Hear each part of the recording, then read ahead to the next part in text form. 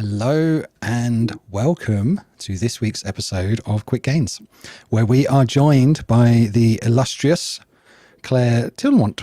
So Claire has been working with startups for quite a few years, focusing on helping early stage businesses go through periods and stages of growth, predominantly on the marketing and advertising funnels, paid, unpaid side of things. So Claire, you are working with Quicc right now as helping us out as a digital marketing director or director of digital marketing. So welcome. How's it going? Yeah, it's going good. Welcome to the team. You have joined the crazies. Thanks. I'm excited to be here. I was crazy already. At least there's other ones out there. Yes, there are. So Claire has something to share with us all, whether you're catching live or on the replay. Claire is currently in Florida. So what's going on outside your window right now, Claire? Yeah, I'm joining you live from Hurricane Sally, from the east side of Hurricane Sally. So right now, I was telling Dan, we're in between two giant bands of storms. So hopefully the gap lasts for an hour. But it was supposed to originally go to New Orleans, which is where I'm from. And it shifted east to come to Florida, which is where I was supposed to be at the beach. So yeah, it's been a little bit nuts. It didn't quite pan out, did it? You went to Florida for a holiday and ended up in the hurricane. That's right. And again, at first I thought it was going to be like a little bit of rain and at least you can watch the beach and stuff like that. But no, everything is shut down. You can't get access to the beach. It's been not just raining, but dark outside for the last 48 hours. There was, tornado warnings going off every couple hours last night. It's definitely a hurricane. I am going to be playing some sound effects, by the way, in this week's episode, because I've got a new toy and it has sound effects that come built in. So that was the scary one. There will be others to follow. So, startups. You tell us a little bit about background. How did you get into why startups in the first place? But how did you get into working with startups? Yeah, so it was a really kind of roundabout journey. My dad worked for Fortune 100 companies his whole career. And so I always kind of thought that would be my career path. I went to college in New Orleans, and when I graduated, I wasn't totally sure what I wanted to do. I had a really good friend who had just started a business, and he needed someone to come on who he kind of knew and trusted. And he said, Claire, do you want to join the team? I know you're not totally sure what you want to do right now.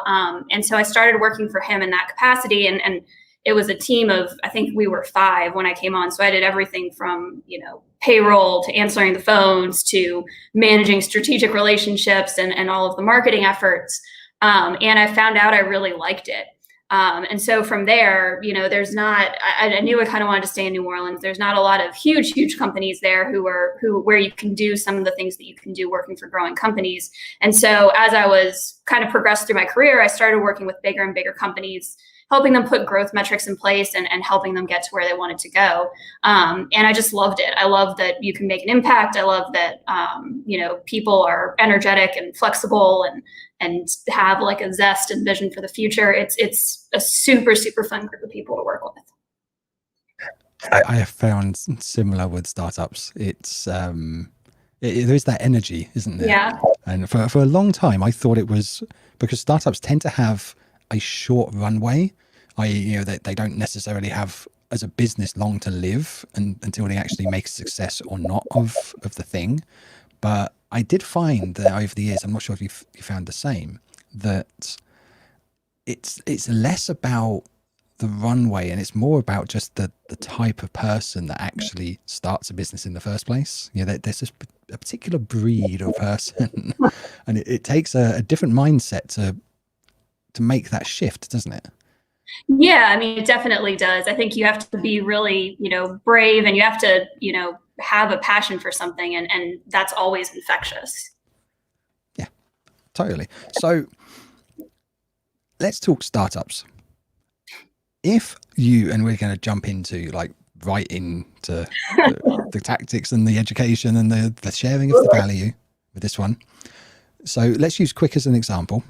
because you've joined our team as Director of Digital Marketing. So you're helping us alongside a number of other ventures that you're helping out as well, predominantly around the paid and organic growth. So if you want to connect with Claire, then any of social media channels that Quicc has, which is at Quicc Video, you're more than welcome to.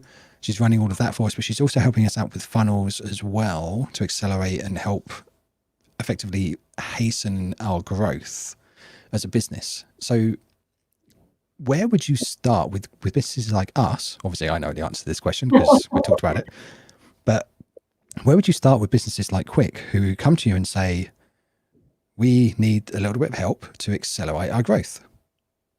Where do we start? Yeah. How would you answer that question? Yeah, I mean, obviously you have to kind of assess where you're at and what you're doing well and what you're not doing well. But I think one of the key things is just start simple.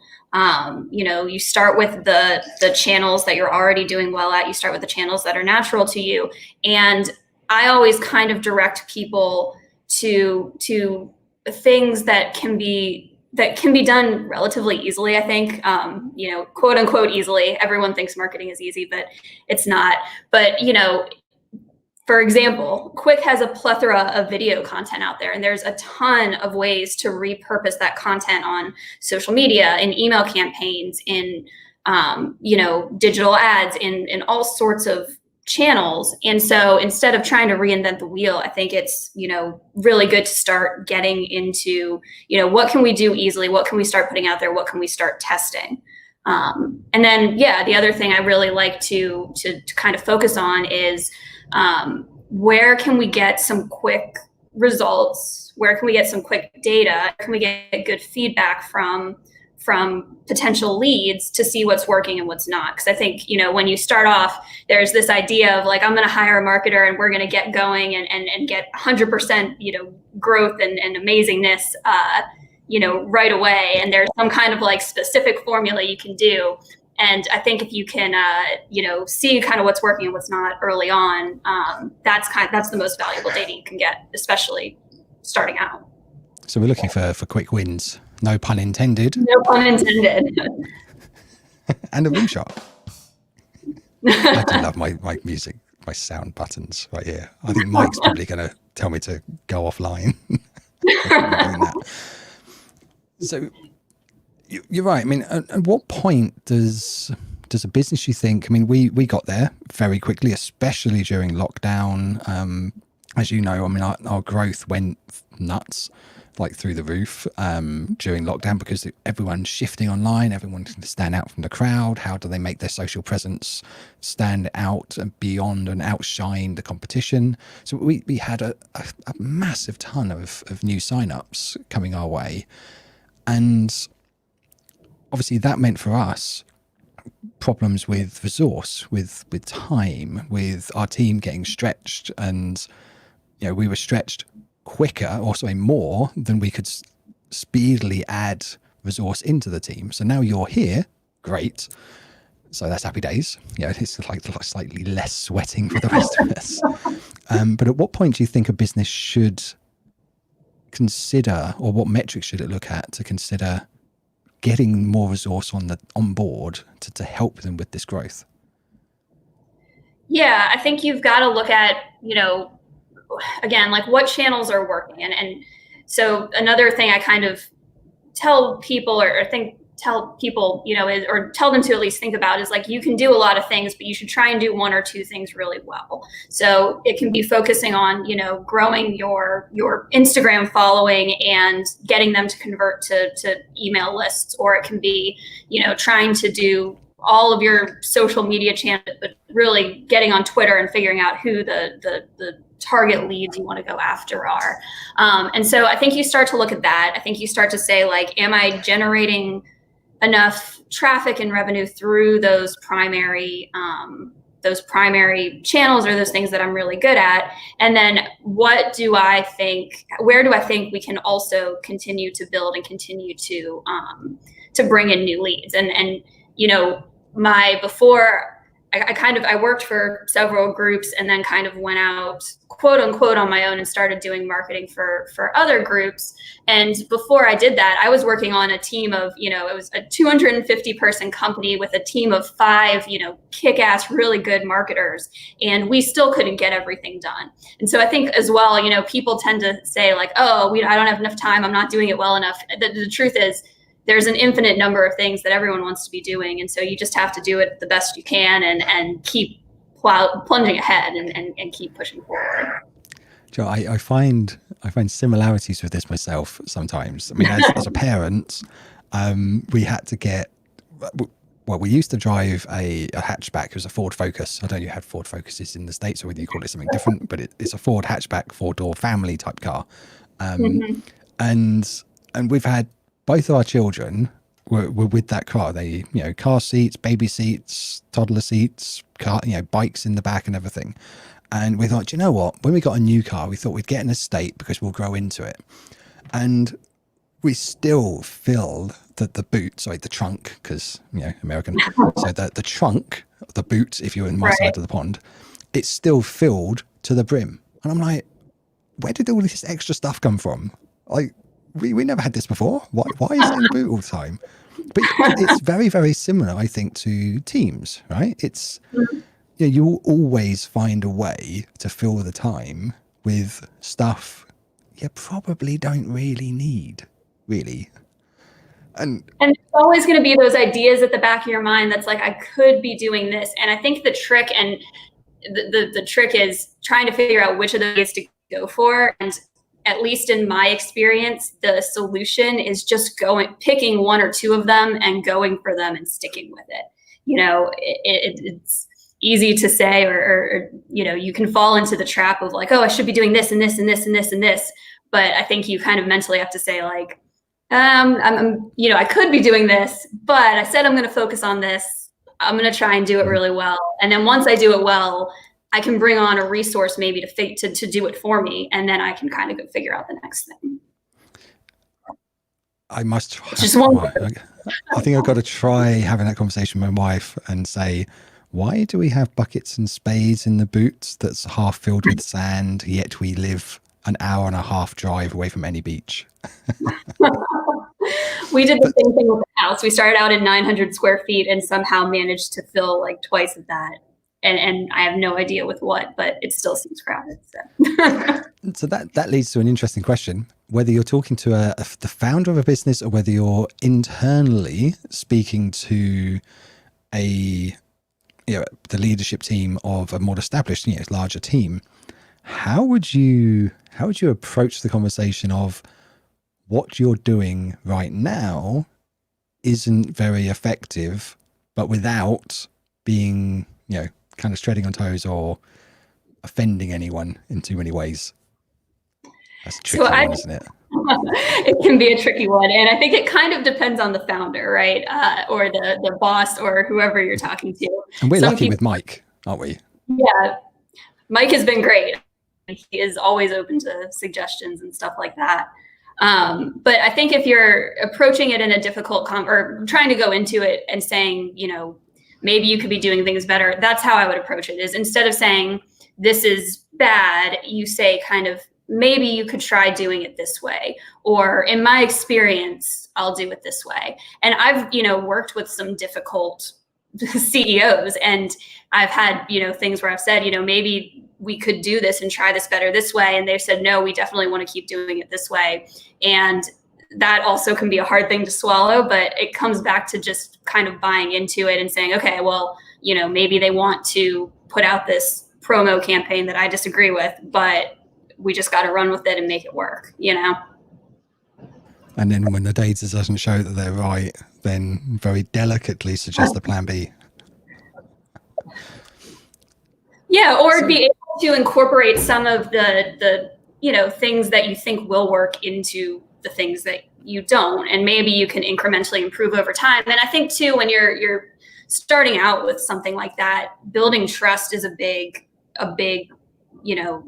factor. And so if you can say, I get it, you want to run with this idea and you love it, let me do everything I can do to make it the best it can be, you know, that will help you build trust, and it will help you get heard the next time around. There's one thing I did actually, I was curious about. I was going to ask you about this offline as well, so we might as well just do it publicly. So you work right now, obviously, with us, helping us out. And when, you know, Quicc is a branded captioning provider. So, you know, fairly kind of new market-ish. Not many people have experience in this niche at all. But some of the other people you work with is startups as well. But you also work with the legal profession as well, don't you? Yep. And those can be very different mentalities, very different environments. So how does the tech-based SaaS business like Quicc, how does that compare to more kind of corporate traditional kind of mentalities within a legal firm?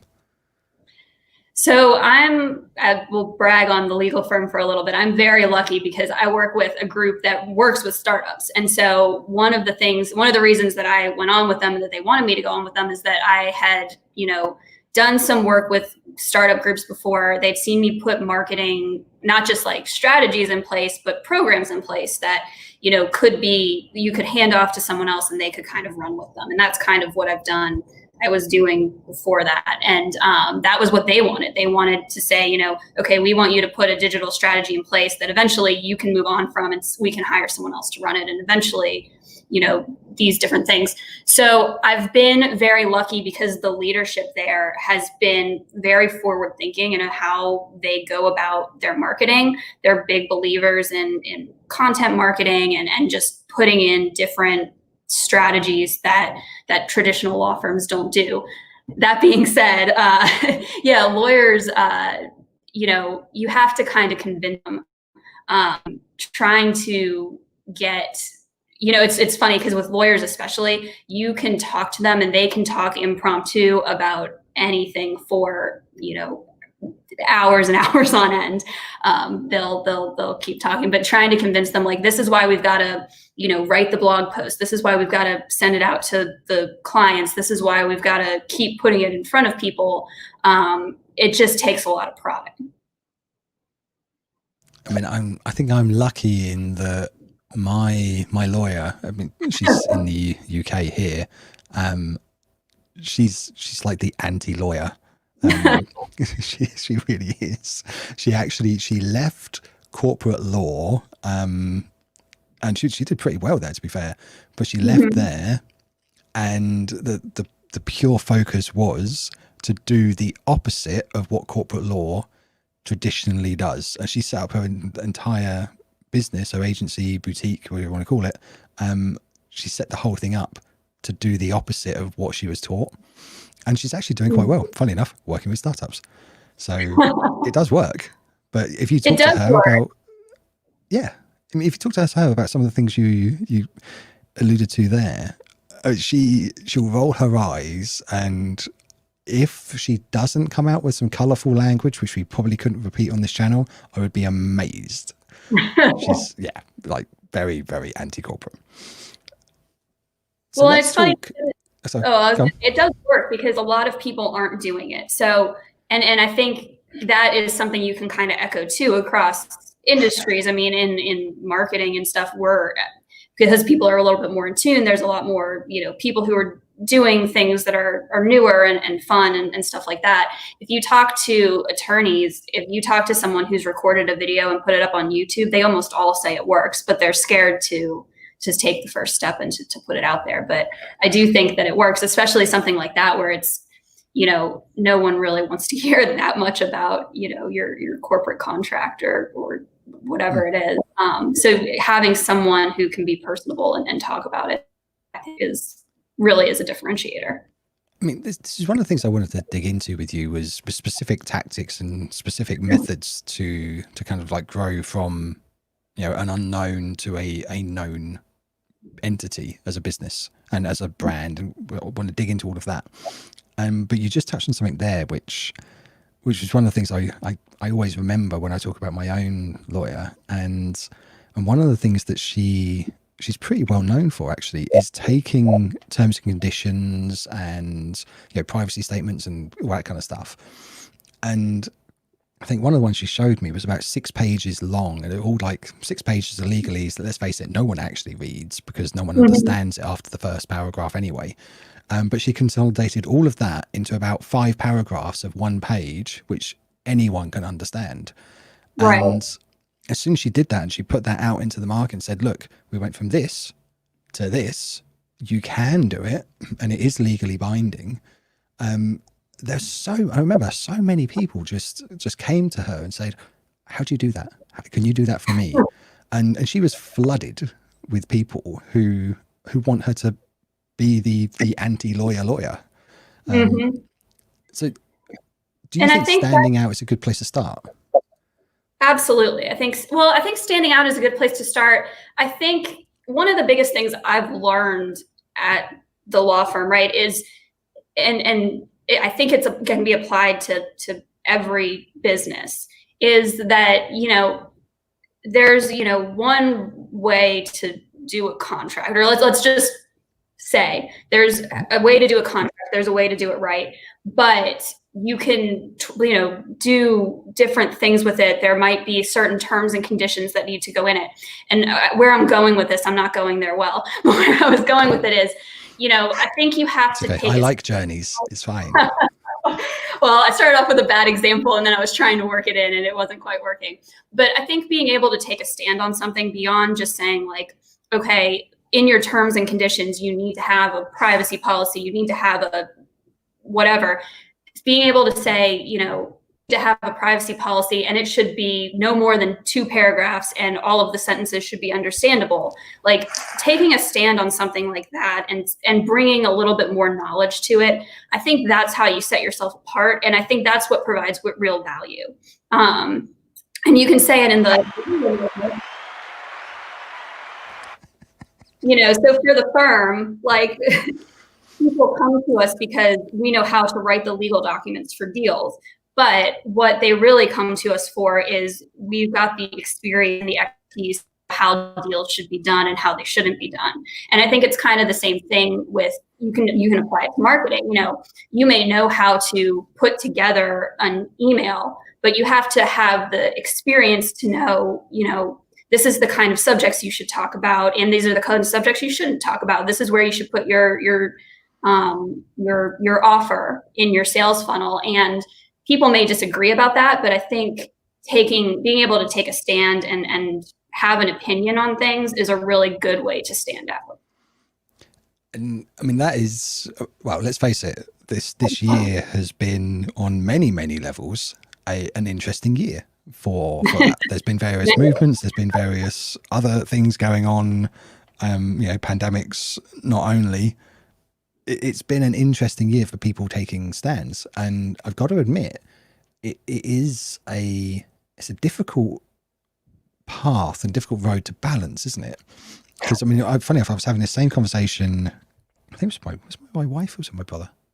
One or two. We were at dinner, but anyway, we were chatting, and it actually came up this same topic, and I've actually, and I don't mind being honest about it, I've actually personally unfollowed a number of people this year, not because they took a stand, but how they took a stand. And right. I think the how is vastly more important than the stand itself, isn't it? Well, yeah. Isn't it? I mean, do you agree? So, yes, and kind of no. I mean, I think it does depend on how you take the stand. You don't be offensive or anything like that. But if you can back it up and you truly believe it, I think there is a way, it depends. Sometimes you may lose followers and that's okay. I personally believe that, but I don't think, that needs to be I don't think you need to be obnoxious about anything or anything like that. And really what I'm talking about as far as taking a stand is, here's how I believe your LinkedIn should be run. I'm not really going into any type of social issues or anything like that. Oh, no. We actually have a policy. Let's not talk about politics or anything dodgy. It's kind of the rule.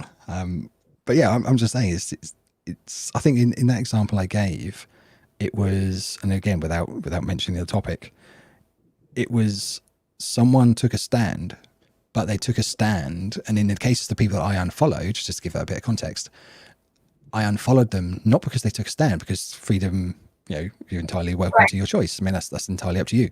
It was they did it by effectively, kind of virtually attacking someone else. And I'm like, no, I don't think that don't set right with me. No, Yeah. I don't like that. Yeah, that's not good. And then I think you want to, in general, try and keep messaging positive.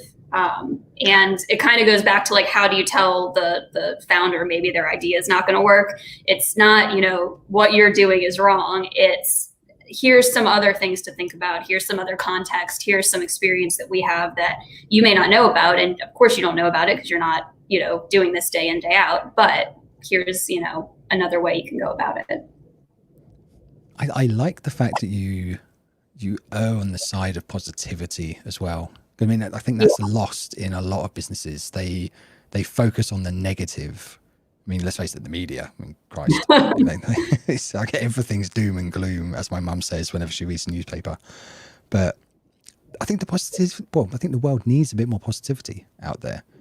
And just because your product may not be, you might be a plumber selling plastic push fit joints or whatever. It doesn't mean you can't be positive about that. I mean, someone would find that interesting, and you could do it humorously. It doesn't have to be dull. Well, and in the world where we're all trying to consume a million things and have, side hustles and all sorts of things, I think, you don't have time to learn about everything. And so being a source for people where it's, you're being educational, like, I don't need the plumbing fixture now, but I probably will down the line. And if you can make it easy for me to figure it out, then that will be the biggest thing. That will be the most important thing. So, and do you think trust is really what we're building here as businesses? Trust in your brand and in your message? Yeah, absolutely.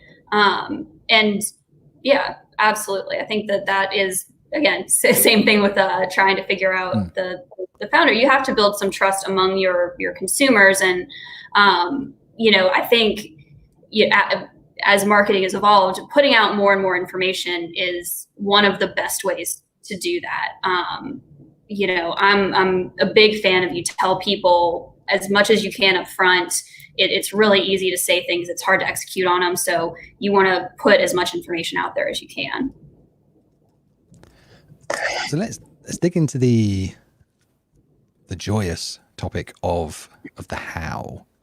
So let's go from, let's say you are a social media agency, and you want to really level up your game. You've got a couple of clients, you have recurring revenue.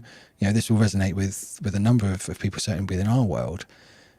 So you want to level up your game, but everything you're doing just doesn't seem to work, or at least not work quickly enough for your liking. What would a company like that first do to go from where they are now to where they want to be, and can kind of, what flows or steps should you go through with them to start that growth and give it a bit of a kick? Yeah, so I think a lot of people go through that, right? There's like the natural growth that you go through, and then you kind of hit a plateau, quote unquote, or you kind of hit that natural spot and you have to kind of ramp it up. And I think there's a couple different channels you can do that. Don't roll your eyes at me. I think everyone on the Quicc team now knows I'm a big fan of email. I like email because I think I like email. I feel like Why would I roll my eyes at you? I don't know. I feel like I'm always mentioning it, but I feel like to me, it's a good next step because you get the personalization. You can get you do build people's trust that enable you to get their email, and then once you have it, you kind of have it, and you can personally communicate with people. And unlike a Google ads or a Facebook campaign, Facebook can't change up their algorithm and mess up your email list. So I like it because you kind of own it and you can get good results from it. And it's true what they say, isn't it? Your email list is, like you say, it is actually probably one of the only assets digitally that you do actually own. I mean, yeah, sure. If email were to disappear overnight, then yeah, your ability to market or nurture your email list would be hindered. But let's face it, email's not going away overnight. But every other platform, I mean, Facebook could be shut down tomorrow. TikTok is, well, in the US, TikTok is going through some issues right now. Every social media platform, as you say, can and does control its own fate. You have no control over that yourself. So, yeah, absolutely. First start, email. And What's next? The other thing I like about it is that you can send out, a newsletter, let's say, with 4 different blog posts, and you can see right away, like, which of these blog posts are the most engaging. Or you can send out a subscription to your service with an A/B subject test, and you can know right away, like, what are people responding to. So if you can put the benefits of your business inside of your subject line, you can get results right away on what's working and what's not, and what appeals to people. So yeah, I think that is a good thing. I think that's a good place to start. So I think, kind of going back to the question, if you kind of are starting to you hit that plateau, you look at some of the different channels that you can use. So email might be one of them, social media might be one of them, Google might be one of them, or Google AdWords might be one of them, Facebook ads might be one of them. And you start to think about, okay, what can I strategically do on each of these platforms to increase my reach, to reach out to the leads that that are best suited for my business, and kind of do a strat or create a plan based around that. Sorry, I was on mute. My bad. So let's say you're creating a plan around email marketing. You're nurturing, your list. You're starting to improve things. Is there such a benefit in your mind to focusing on a smaller number of products or services, or do you think diversifying into other areas is the better route? Because there's a lot of people who sit in one camp where they say, and I'm actually in that camp myself, I'm not going to lie, I am, where it's do less and do what you do less better. So really kind of focus. But then there's others, equally as valid, who say multiple revenue streams, multiple products and services is better for you, because when one kind of blows up, the other one can die down, and it's more resilient. So where do you sit on that question? So it depends, I think, but I tend to agree with you. I think that, or that's kind of my default, is how can we make the original product set as best we can, work as best as we can? How can we invest in it? What can we figure out? And then I think once you figure out those lessons, you're better able to take it to your next set of products and your next set of offerings or services or whatever it may be. So I think it's, finding the lessons that work, for your audience, and that will ultimately help you to expand into other offerings. There may be some instances where that's not the case, but if your audience is demanding that they want your service instead of your product, maybe you think about pivoting earlier. But I tend to kind of agree with you on that. So what kind of metrics would you follow? What kind of metrics would you look at to gauge success, or indeed not? Yeah, so I think it kind of goes back to like marketing 101, but you look at your marketing funnel and how many people are you converting, and you look at those metrics. And then a little bit further up the line, how many people are engaging with your content and are in your kind of pipeline, and maybe they are aware of you, but they're not quite yet ready to buy, so you can nurture them. And then how, a little further up than that, how many people are you bringing into your funnel all the time? And for any person or business or whatever you're doing, you obviously want to keep a good pipeline. And so I think being aware of where those are at, is pretty important. And you can do it in multiple ways. So it can be website visits, it can be, newsletter opens, it can be responses to a social media post. it can be, you know, new sales in the door. It can be, what are my, you know, who am I reaching with my social media post who's new, or, you know, looking at your Google AdWords. But I think that looking throughout the funnel is key to making sure that you keep things moving. For those people watching, some will know what a funnel is and some will know how to structure them. Some won't.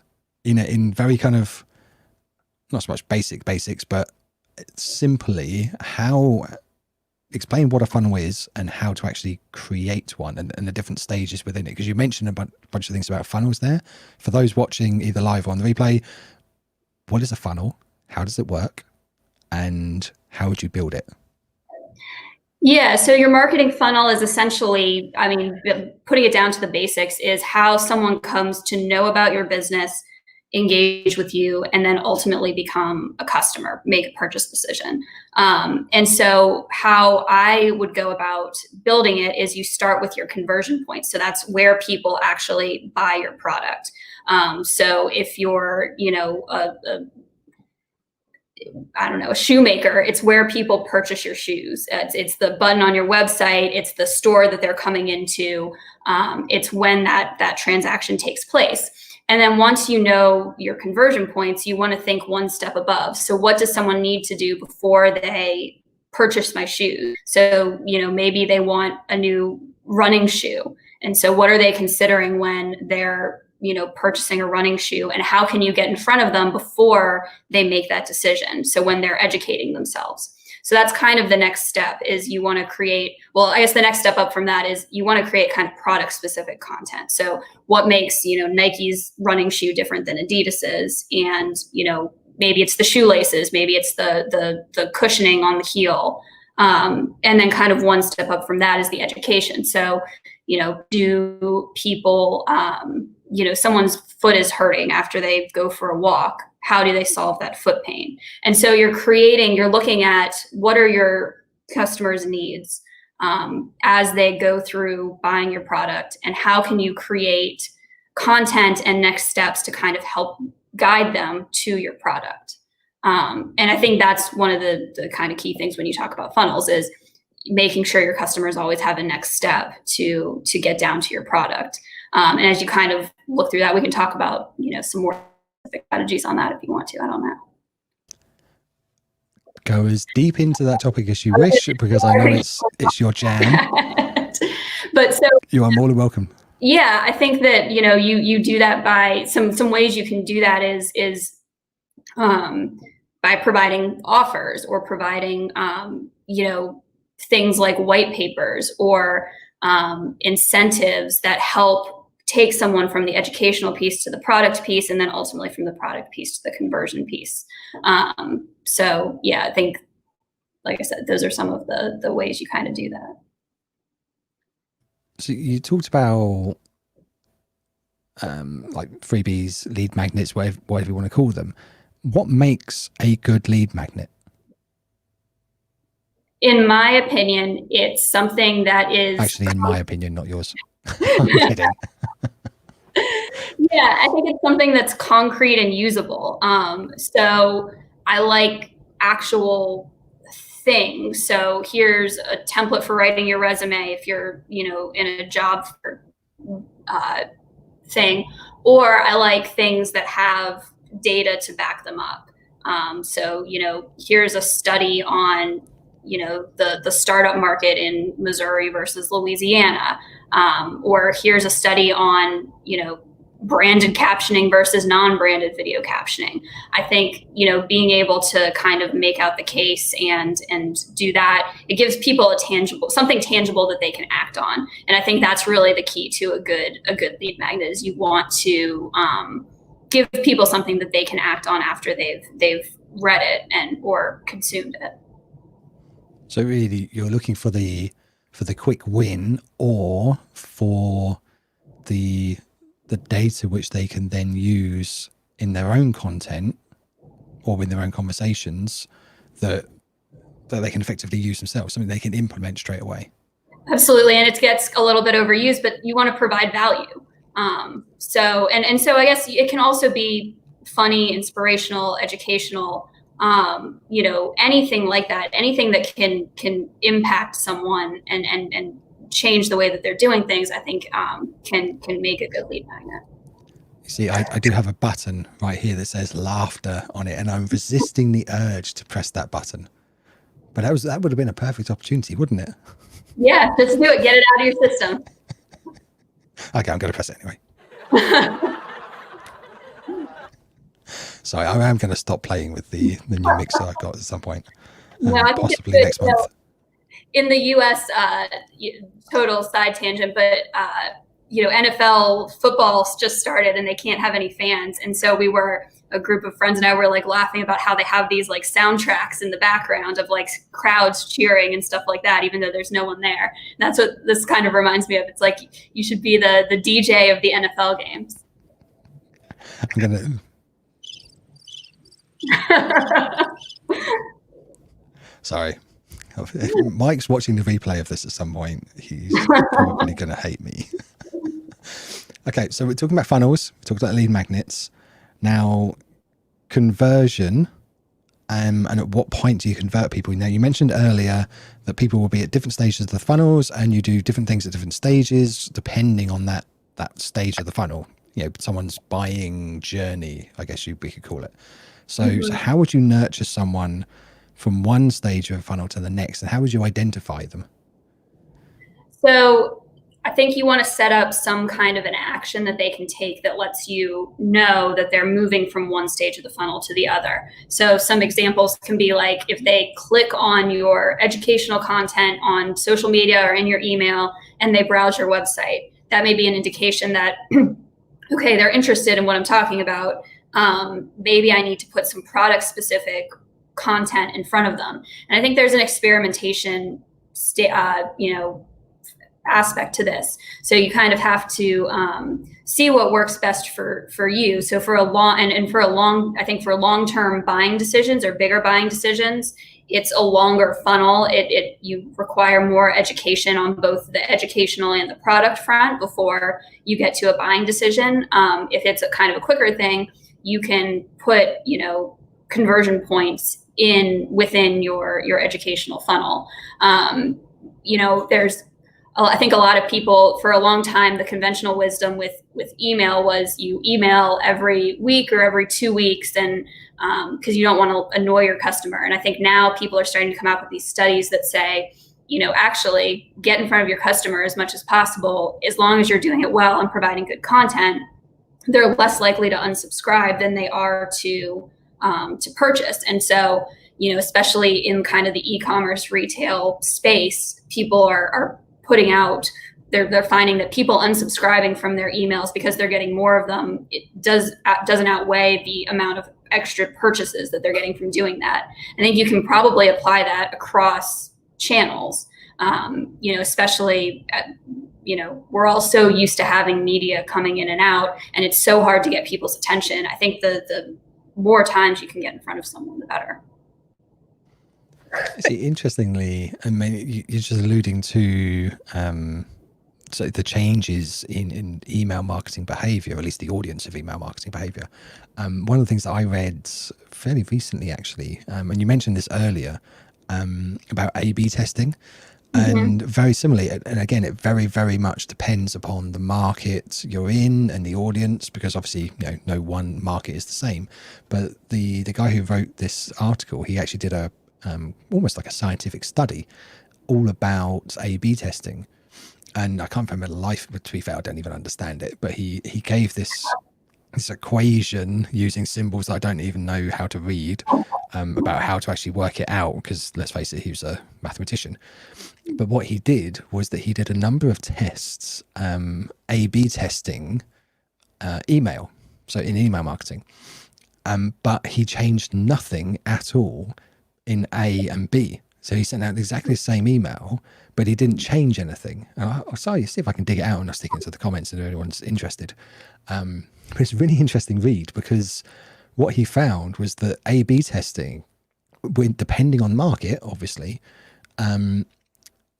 it actually either is accurate or entirely inaccurate because of the the inherent volatility and differences of humans and the complexities of it and everything.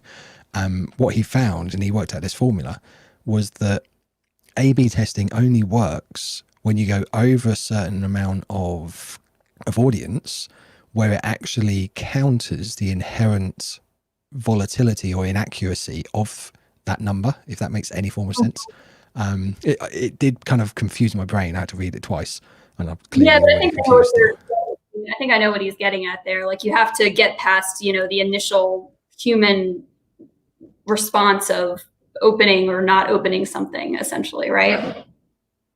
Yeah, and I think he dug even into things like time of day, average. I know on average for certain age groups, the amount of people who are parents and not parents, for example, at certain times of the day, depending on the country, at what point during weekdays, on average, parents would be on the school run or not. All kinds of things like that. And it was a very interesting conversation. Sorry, very interesting article, which would lead to an interesting conversation about whether A/B testings, even these days now, is worthwhile or not, because things are always changing, aren't they? And they're always developing. And I think, I would be interested to read it, because I've always been a big advocate of A/B test content. But I think the major way that I've seen it work, or where I've seen it work and not work, involves consistency. So it can be, because I've done it, it can be hard to go back and check your A/B tests, especially if you're doing subject line or stuff. If you have a really long funnel, it's kind of, it's just a lot of clicks. There's no way to get around it unless you have a really good automated system, to see what's working best, and then to come up with new tests and stuff like that. But long term, that's where I've seen it work the best, is if you're consistently doing it, every couple of weeks, checking, seeing what's working, what's not, and continuing to test. But like you're saying, and I'm sure part of what he was saying is, there's so many options out there, and things change so quickly, and you don't know what influences someone's behavior. So there's only so much you can really do, and so much, See, I like that answer, because I think that's a good thing, which many people watching this or on the replay would actually probably do well to take away from it, is that doing one test is great, but it's not one test that's going to give you an answer. It's 10 or 25 or 50 or 100, and then taking the average of all of those tests, and that will give you the answer. Just one in isolation. I mean, the amount of people who I speak to who say, "Oh, I tried posting on Instagram and it didn't work for me." I was like, "How many times did you post?" "Oh, I was on it all week." "Okay, how many times did you post?" "Twice." I was like, "Okay, did you post any time after that?" "No, because it didn't work." I'm like, "Okay, do it again. Do it every day for 3 months, and then come to me and tell me if it worked together."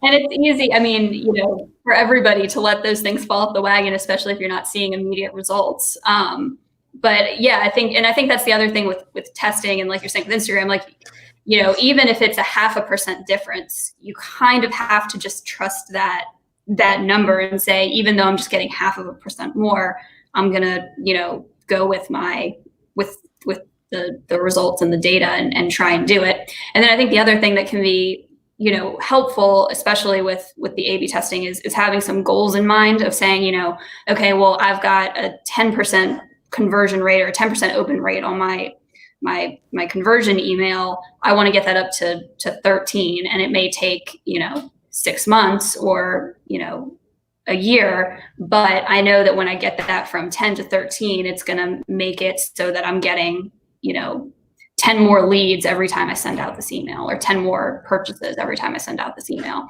And then you start to kind of see the value in it.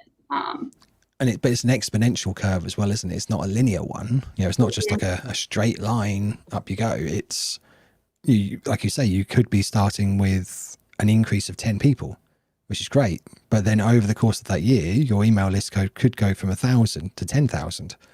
So over the course, it's not just a linear line of 10, 10, 10, 10, 10. It's like okay, I should work out the maths in my head, but it's a lot more. It kind of Right. goes up exponentially. So 10 turns into 100 and so on. Right. And then like we kind of were talking about earlier, then if you want to take that and take it to your next product or your next, service or whatever, you've got that baseline of what you think is a great subject line to start out with. And you can kind of exponentially do that. And then you can take that subject line and turn it into your social media, your Facebook, your Instagram, your Facebook, your, Google ads. You can kind of repurpose the work, which I think, especially if you have limited capacity or there's limited marketing resources, is super valuable and important. This leads us to one of the other things I wanted to talk about, which was escalating from, and all businesses do this. I mean, again, at Quicc, we're no different. We're going into the world now where we are doing more paid traffic, more advertising, more Facebook ads, Instagram, YouTube, Google AdWords and so on. And obviously that's part of the reason why you're on board helping us with that as well. So we talked about taking what we've learned from organic based content and repurposing that into other mediums. How would you, and when indeed, would you suggest that a company start or transition from organic into paid? What should you do and what should you not do indeed? Yeah. I think that's a big question, isn't it? It is a big question, and it's going to be different for everybody. I know everyone hates to hear that. But I think when it makes sense for you from a budget perspective and when it makes sense for you from a resources perspective, and I think, if you're looking at starting a business from scratch and growing it and introducing paid, what you really want to have down is the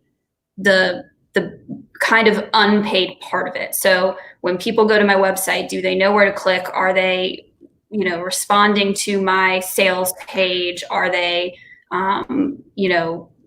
that part of it, the what happens after the paid ads, I think you want to spend some time getting down first. And then you start to introduce paid and you can kind of drive up the traffic and test it from there. So that's not a great answer, but that's the one I could think of on the spot. Yeah, no, we don't prepare any of these on any of the Quicc Gains shows, to be fair. We freestyle it as we go.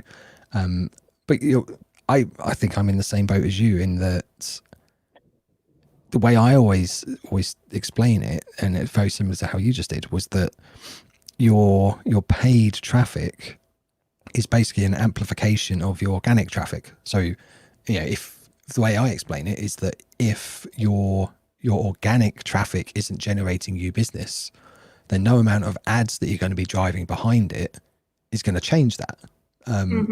But if your organic content is bringing you in 5, 10, 20, however many leads a month or a week, whatever it is, then you kind of give that a kick with paid traffic, then you can amplify it. But if you're not getting, like you say, if you're not getting the basics down first, it's probably not much point. Yeah, no, I think that's definitely true. You have to find something that works for you without the paid before you can really put the dollars behind it.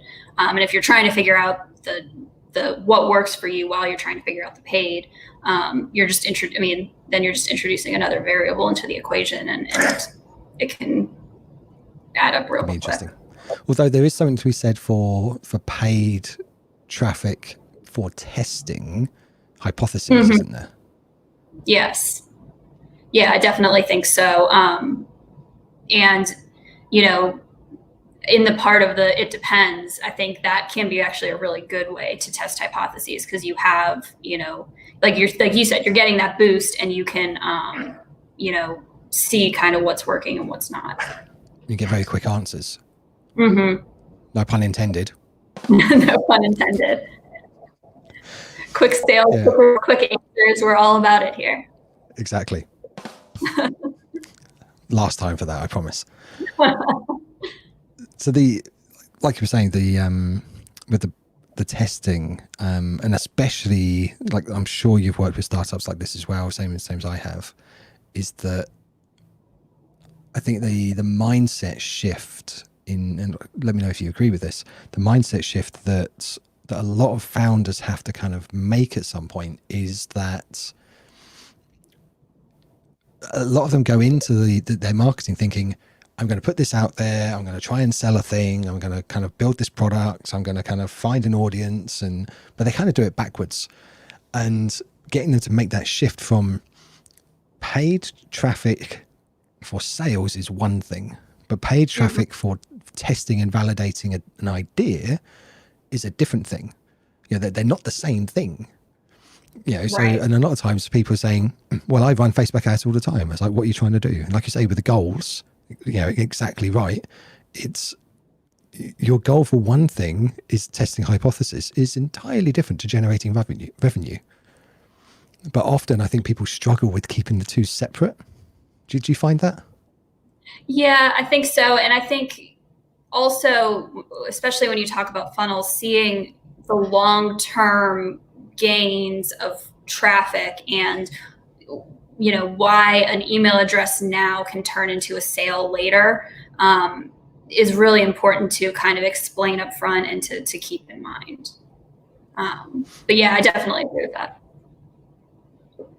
That's probably a good thing. Given we're working on it together, I'd be scared if we didn't agree. You can tell these are live, by the way, can't you? And very impromptu. Okay, so we normally try and keep these to about an hour. So let's go into the parting words of wisdom stage. And you've watched many of these live shows, I'm sure. I know, because you've been repurposing a load of them, so I'm pretty sure you probably watch more than most. I captioned all the words so far. See, this is why we like Claire. Claire is very good. So, words of wisdom. Come on, hit us. So I think my words of wisdom, and I'll make it a little bit tactical, is when you're looking at setting up your buyer's funnel or your marketing journey, you always want to give your customer the next step or your leads the next step. So you can't just put something out there on social media and say, oh, this is great, or you can, and there's value to that. But you want to make sure that there's always a next step. There's a website to visit. There's a piece to download. There's a template to use. There's a piece of content to go to next. And ultimately, you want those steps to lead to a buying decision. That is a lot of wisdom. So I quite like that. I'll do that one. You're going to repurpose that one. I was going to say it'll make a good Instagram ad for. So hang on, we should probably do that, and you should say the whole thing again, and it's just for you. I'll be able to get I'm it. just being mean. No, I would for sure. I can do it. Okay, let's do it. This is how you repurpose content. We're going to give a lesson live on creating repurposeful content. And if you're a better host than I am, during that answer, you should have done this button here. So words of wisdom, Claire, please share with us. Yeah, so I'll do my words of wisdom. I think next, and then you pause when you make a mistake, and then you start again. I think you always want to, when you're building funnels, make sure that your buyer has a next step in the journey. So you always want to leave your buyer telling them where you want them to go next, whether it be the next piece of content, the next landing page, the next place to share your content. And ultimately, you want that to lead to their buying decision. See, that is how you repurpose content during a live stream. So what Claire's going to do, actually, you explain before we leave everyone for the day, you explain what you're going to do with this live stream after it's over. So we'll go back through the live stream. We'll pull out the key points from it. We're going to make it into a blog post. We'll make it into a Instagram grid image. We'll take out the part of the video and repurpose it for LinkedIn. We'll make sure that we've got all of our words of wisdom lined up so that we can, send them out, sequentially. We'll add them to our email signatures or something like that.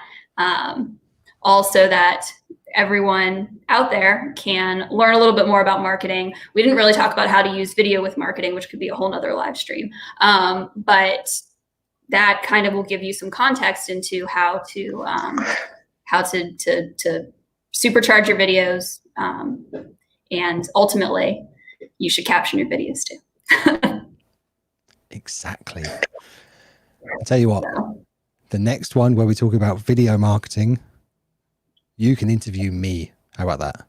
Oh, we should definitely do that. That would be fun, because for everyone probably doesn't know, I don't know very much about video marketing. I know like just enough to be dangerous and just enough to put a little bit out there. Dan knows a ton about video, so that would be super fun. Okie dokie. Tell you what, if not next week, the week after, we are going to switch places, and Claire can probe my brain.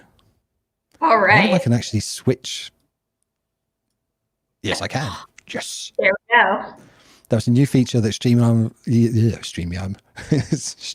where the hell did that come from? StreamYard released a week or two ago, whether you can actually move people around on the screen. So we can swap places. All right, very cool. Well, I'm excited. I'd be excited to talk to you about video for an hour any day. So, yeah. God, we are such geeks, aren't we? Okay, so let's put myself back. It feels weird being on the wrong side of the screen after so many episodes of being on the left. It just feels odd being on the right. It makes me unnerved. I felt very good being on the left. Oh, go on. Just because I'm that nice. Right, so words of wisdom, repurposing, funnels explained, marketing explained. All cool. Any questions? Reach out to Claire on any of Quick's social channels. She runs all of them. So you can hit her up on there or find her on LinkedIn.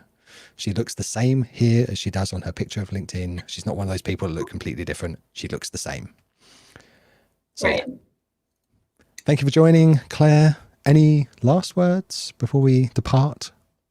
If you're in Florida through Sally, stay safe and stay dry. Exactly. Been a pleasure. Thank you very much. And everyone else, whether you're live on the replay, have a good day, good night, good week, whichever. Thank you, and speak to you next week. All right, bye.